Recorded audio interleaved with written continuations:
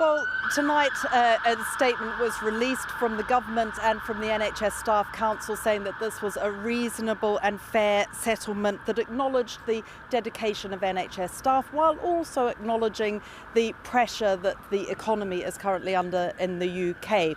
Now, 2.5 billion, as you say, there is no clarity on where this money is coming from. And there are shudders going through the NHS right now amongst bosses about whether it would come out of their budget. The NHS Confederation, who you will hear from later, described that scenario as robbing Peter to pay Paul. It could come from reserves. It is up to the Treasury, and there has been absolutely no say on what's going to happen. But what the Health and Social Care Secretary, Steve Barclay, did say late this afternoon was that it would not be at the expense of patients. Poverty wages! 3 long months, tens of thousands of cancelled appointments and operations, but now it could be all over. Nearly 2 weeks of intensive talks between health unions resulted in this announcement. We've finally been able to negotiate an offer that health workers in unison and the other unions with industrial action mandates have agreed to recommend to members. So it's a credible offer. It has made, whether it's enough to help people, that will be in the hands of the health workers. Ambulance workers, nurses, midwives, physiotherapists united against the government's pay offer for both this current year and the next. And all, bar Unite the Union, have now said they will recommend the new offer to their members. So what does it look like? In England, the government has made a one-off payment offer of 2%. That's worth between £1,655 and £3,789 for this financial year. And it's for staff, including nurses, physiotherapists, paramedics, porters and dietitians. And for the next financial year, it's been bumped up from 3.5 to 5% for most staff. The Scottish offer is 6.5%, and the implications for disputes in Wales and Northern Ireland will be considered by unions and the devolved governments in the coming days. Blackstone, pay the bills! Outside these deals are doctors and dentists. Junior doctors only this morning finished a 72-hour strike in England and are now considering their next move. The strikes by NHS workers in England, Wales and Northern Ireland were unprecedented. It was coordinated action never seen on such a scale. Scotland was the only nation to avert the strikes after an early offer. And for some time, the government in Westminster seemed unwilling to enter into talks, and even when they did, they were accused of coming to the table with no mandate from the Prime Minister. I hope you've heard the good news. I hope. Well, we've been working really hard at it, but we've managed to find a great agreement. Though he repeatedly wouldn't be drawn on how the package will be funded. I'm really pleased that we reached agreement today with unions representing over 1 million NHS workers. And we've always been clear. We want to have constructive dialogue with unions. We're serious about finding fair and reasonable agreements on public sector pay. I think today's agreement demonstrates that. And what I'd say to all other unions is, please don't be striking. Please come in and have those talks. These strikes weren't just about pay, they were also about conditions, including staff shortages, and a long-awaited workforce plan is expected soon. But the government will be hoping tonight that this settlement draws a line under one of the most difficult times in the recent history of the NHS. Well, let's talk now to Lib Whitfield, who's a regional organiser for the GMB union. Lib Whitfield, how confident are you that your members will back this deal? Obviously, the process is now that whilst our committees of our elected representatives have recommended this deal, we now go out and we ballot our members to make sure that their voices are heard.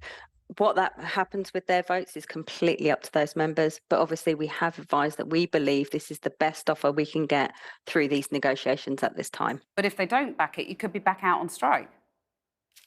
Obviously, what happens if our members come back and reject this offer, we will then take those decisions with our elected committees. And of course, there are processes after that. But I'm not going to second guess what our members are going to say about this offer until they've had their vote. OK.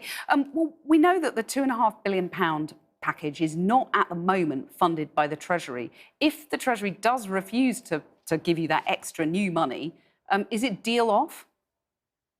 As far as we're concerned, that we were given assurances in the negotiations that that £2.5 billion is new money and will be funded from outside of the existing NHS budget, because as you can imagine, the last thing we want as unions is that to come from inside the NHS budgets, which are already crippled from cuts. Right. So they have assured us it will be externally funded. Well, we'll hear from the boss of the NHS Confederation at the moment in a second. I did the interview just before we came on air, and he said he doesn't have that assurance that that money is new money from the Treasury as yet. So if the Treasury doesn't come good on that, is the deal off? Well, obviously, we'll approach that if that actually happens. Now, please be aware that obviously this deal was brokered late into last night, and obviously the budget was before that deal had actually finished being brokered with the government. So there is a chance that obviously they just haven't received the information. The information has only been starting to be sent out after 5 o'clock today. So this is new information. We have been assured it is centrally funded. It will not come for budget. And if that is not obviously kept as a promise, that breaches negotiations. Right, interesting. So in all of this, do you think the government has caved in, or have you? At the end of the day, I think our members should be very proud of themselves. They never wanted to take strike action, and nobody in the NHS ever does. But we've had to fight really, really hard to get this government to the table. And at the end of the day, they have put in extra funding, they have put in extra pay, and they have increased their offer. Now, let's be clear, this is not actually restorative pay. Our members still deserve way more than this, but we appreciate that this is a good offer in the current climate, in the current situation, and it's the best we believe we can get at this moment in time. Right, it is £2.5 billion. It's a lot of money, but it's come at such cost, hasn't it, to patients? And, you know, a lot of your staff have felt under terrible pressure going out on strike. Was it worth it? I think it absolutely was worth it because we've got enough on the table. However, I do think the government should never have got us to this situation. We told them right early back in September that this was not enough. We tried to speak to them repeatedly every single week, every single day. We said we were available for negotiations. They could have averted all of this action at any time. But equally, they chose to drag it out. Well, you could say, though, I'm sure people watching, some of them might say, well, you could have averted it by conceding earlier and potentially you could have saved lives or improved patient care if you'd done that. What do you say to that? Well, actually, we couldn't have conceded earlier because we said right off the mark that the government needed to improve the offer, and we were very clear with that. They've now come back with an improved offer, which means they've actually agreed that we do deserve more in the NHS for our workers, and actually that goes towards next year as well. So they've conceded that point. Now, we didn't want to strike. Our members don't want to do that, but actually they made sure patients were safe whilst doing it during the ambulances. We had high-level derogations in place to ensure patient safety. The government could have averted this at any time, and they chose to drag this out. Liv Whitfield, thanks very much for joining us. Well, earlier I spoke to Matthew Taylor, the Chief Executive of the NHS Confederation, which represents NHS employers. I asked him how the government planned to fund the deal. So we're hoping that the money for this year's pay settlement will be found from kind of end of year underspends. The critical issue is next year's, the cost going forward. We think the gap between the amount of money the NHS budgeted to spend and how much this pay offer will cost is around £2 billion.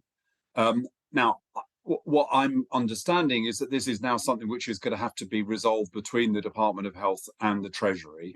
The Treasury were participants in these negotiations, so they're aware of what has been agreed. So, you know, it'll be very important that we find out in the next few days how we're going to meet this extra cost. Well, it's pretty unlikely that the NHS can find a cool £2 billion down the back of the sofa, isn't it? So, I mean, would you urge the Treasury to come to the table and cough up?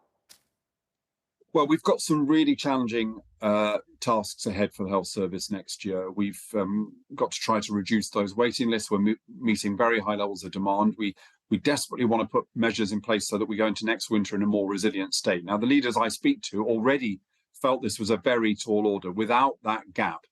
Now, the government has said in its press release today that the cost of this will be met without any impact on patient services or quality of care. Well, that's a good guarantee, and we'll want to see that being delivered on in the next few days. But if the NHS is told that it has to find that £2 billion, wherever that comes from, would it impact on patient safety and standards, in your view? There's no way that the NHS can find, £2 billion pounds without an impact on patient services or quality of care. We don't have that money just kind of lying around. It's going to be difficult enough to meet our targets, meet demand next year, as it is. Are you a bit surprised this deal, in inverted commas, has been unveiled without these financial details nailed down? Well, to be honest, the main thing I feel is relief that we won't have more industrial action from these trade unions if their members accept the deal. I'm still very worried by the junior doctor strike, which probably was more damaging this week than any of the other strikes that we've had. And there's still a huge gap between the government and the junior doctors on that. So, we're relieved. There'll be hopefully no more strikes. We're also relieved that our staff are getting paid more because we've got issues about recruitment and retention. But we've said throughout this that whatever pay agreement is reached, it does need to be funded. So this isn't a new issue. We've known it throughout. And one can only hope that the Treasury, who have been aware of these talks, know what the implication is and recognise that they're going to have to stump up this extra money. On that junior doctors dispute that you talk about, the BMA have got pretty flimsy grounds to refuse to go into talks with ministers now, haven't they? Well, when it came to the other trade unions, we were very clear that we felt the responsibility lay with the government to open the door. And we regret the fact that it took several months to get to that position, but they did, and they've had the negotiation, and that's good. I think what we'd say now is that both sides, both the government and the BMA, need to show the kind of creativity and pragmatism we've seen over the last few days. They are miles apart. And, the danger is that we'll see an escalation. I spoke to the leader of a hospital today who had to basically cancel almost all non-urgent operations this week, and now doesn't think they're going to meet the target for getting to a maximum wait of 78 weeks by the end of the month. So this junior doctor strike has had a real impact. If we have more strike days like that, we are certainly going to be missing more targets. So Matthew Taylor, thanks very much. Thank you. Well, so much for union bosses and government. How do those, though, who will be actually voting on the deal feel? Joining me now here in Leeds, nursing associate and Royal College of Nursing member Maxine Wade. Maxine, thanks very much for coming in. Well, now, we know the Unite Union, for one, don't like this. Do you? Well, I think an offer is better than no offer, but I don't think it goes nearly far enough in terms of both recruiting the amount of healthcare professionals and nurses that we need, or retaining the ones that we have. I understand that we've been offered this lump sum as well as this 5% pay increase, but I think the lump sum is a little bit misleading, as that may lead some people to vote for it, but in the long term... Come to the lump sum in a minute, because you just said something really interesting. I asked you that question. I thought you'd talk about money. You didn't. You talked about staffing and recruitment. That's huge, then. That's the first thing you mentioned in this that you don't like about it. What's wrong with that? I think most of the members, well, most people that I know that I've met on the picket lines, that's their main motivation for this strike action, that we have people leaving the health service in droves. We have over 135,000 vacancies within the NHS. Look, nobody gets into the NHS for the money, but when you're working these 12-hour shifts, when you're dealing with this high workload of patients, when you're dealing with the amount of stress and anxiety in such a responsible job as it is to, for example, be a nurse, and then when you have quite poor pay on top of that, that's what drives people to leave. And for me... this won't keep them in the job? I don't think it will, no, because... Well, what have they been saying to you this afternoon? You've been talking to people, I know. Yeah, I have been talking to people, and there's been a lot of upset and anger, even from RCN members, that this doesn't go far enough. It took a lot of courage, and there were a lot of mixed emotions about having to take this strike action in the first place. And we wanted, and we still want, a real terms pay increase that's in line with inflation, and this 5% is not going to see the increase in staff numbers that we need. OK, so money, retention and recruitment, big problems. But you're a union member. This is an incredible victory. And the government said, we won't talk about money for this year, won't talk about money for this year. And did I mention we won't talk about money, blah, blah. Yeah. Suddenly you get them talking about money. I mean, you've got this is a genuine success from your point of view. I mean, it is a success in that we have this offer, but again, we don't have to accept necessarily the first offer. But I think it is, a triumph of, the hard work that union members and particularly the Royal College of Nursing and nurses have put into this, but it doesn't necessarily mean that this has to be it. I mean, we still have a strike mandate, and I would say to members who are voting on this to think very carefully about whether they feel that this is sustainable for the long term, because for myself, I can only speak for myself personally, I want to ensure that we have enough staff members in the NHS for generations to come. But that question again, people died They died because of the industrial action that your union and other unions took. There's no doubt about that. Was it worth it? I think it's disingenuous to say that people died because of the strike action that we took. We tried to make sure that it was as safe as possible for patients during the industrial action, and there's very little said about the amount of patients that have died due to the NHS crisis over the winter months. In December, we had patients dying in the back of ambulances because they cannot get into hospital, and this is part of our motivation, is the NHS is in dire straits. Right. And while we welcome this pay offer, it doesn't go far enough, and I think that we should fight for further action. Right, made that very clear. Maxime, thanks very much for coming in.